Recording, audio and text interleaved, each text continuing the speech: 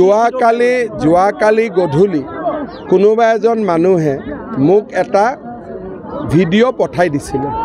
মই এনে ভিডিঅ'টো খুলিব গৈ দেখিলোঁ যে অদ্ভুত ভিডিঅ', খুলিব মন নালাগিলে, মই খোলা নাই।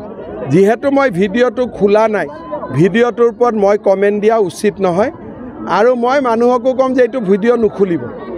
দুখন দলং আৰু মেডিকেল কলেজ মাজুলী। চাওক, মাজুলীত বহু দিনৰ পৰা ৰাইজে কৈ আছিল যে এখন মেডিকেল কলেজ লাগে, কিন্তু দলং নহ'লে মেডিকেল কলেজ বনাইতো কোনো লাভ নহ'লেহেঁতেন, ডক্টৰ নাথাকিলেহেঁতেন। এতিয়া আমি দলং শেষ ফাললৈকে লৈ আহিছোঁ। গতিকে 25 চনৰ মাজভাগত আমি মাজুলীত মেডিকেল কলেজৰ কামো আৰম্ভ কৰাৰ প্লেনিং কৰিছোঁ, যাতে দলঙো হৈ যায়, লাহে লাহে মেডিকেল কলেজখনো ৰেডি হৈ যায়। আৰু ইয়াত যিখন মেডিকেল কলেজ হ'ব, লগত BSc নাৰ্ছিং কলেজো থাকিব, ডেণ্টেল কলেজো থাকিব, লগত আয়ুৰ্বেদিক কলেজো থাকিব। মেডিকেলত 100 চিট থাকিব, লগতে যিহেতু এখন আধ্যাত্মিক জেগা, আয়ুৰ্বেদিক উইঙো থাকক, ডেণ্টেল কেয়াৰৰ বাবে ডেণ্টেল কলেজো হওক, নাৰ্ছিং BSc নাৰ্ছিঙো হওক। খুব ধুনীয়া পৰিকল্পনা। 25 চনত মোৰ ইলেকশ্যনৰ আগতে মাজুলীত মেডিকেল কলেজৰ আধাৰশিলা হৈ যাব।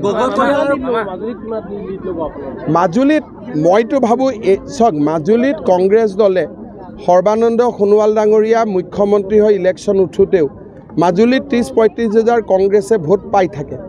এটা কংগ্ৰেছৰ ভোট আছে, কিন্তু এইবাৰ মই ভাবোঁ সেই ভোট বেংকটো নোহোৱা হৈ যাব। কৰিমগঞ্জৰ কংগ্ৰেছ পাৰ্টীজনে বুথ কেপচাৰিং কৰিবলৈ এটা ভাইৰেল ভিডিঅ' হৈছে। চাওক, কৰিমগঞ্জৰ কংগ্ৰেছ প্ৰাৰ্থীজন ইতিমধ্যে বিতৰ্কিত।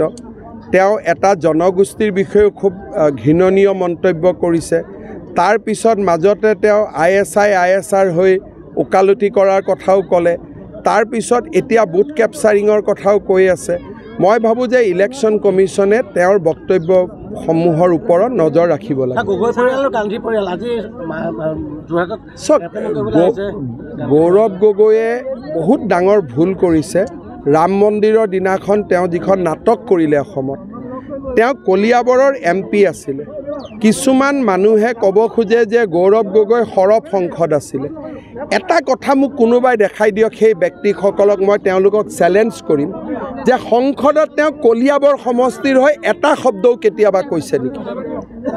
তেওঁ যোৰহাটৰ হৈ এটা শব্দও তেওঁ কেতিয়াবা কৈছে নেকি? তেওঁ মাজুলীৰ হৈ এটা শব্দও কেতিয়াবা সংসদত কৈছে নেকি?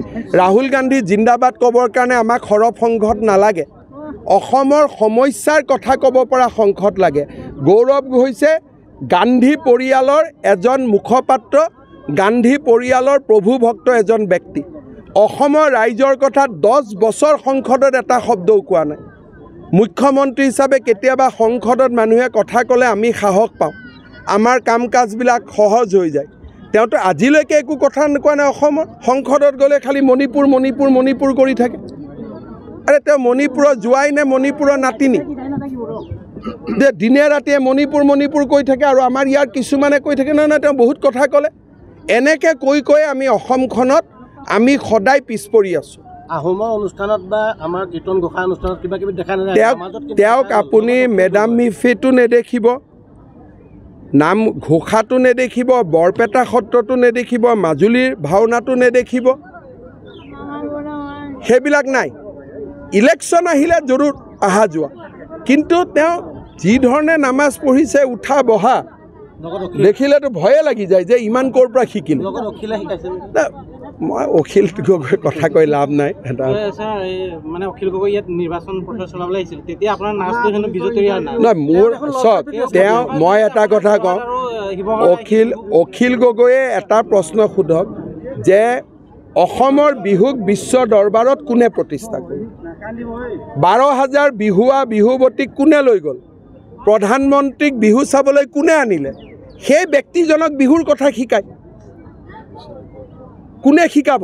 অসমৰ বিহুৱতী মোক লগ পালে কয়, দাদা দিল্লীত কেতিয়া লৈ যাব বিহু নাচিবৰ কাৰণে? গতিকে অখিল গগৈৰ পৰা বিহুৰ জ্ঞান মই ল'ব নালাগে। আৰু অখিল গগৈ আপোনালোকে জানেই যে লটং পটং কথা কৈ থাকে, তেওঁনো কাৰ ছাপৰ্টত আছে তেওঁ নিজেও নাজানে।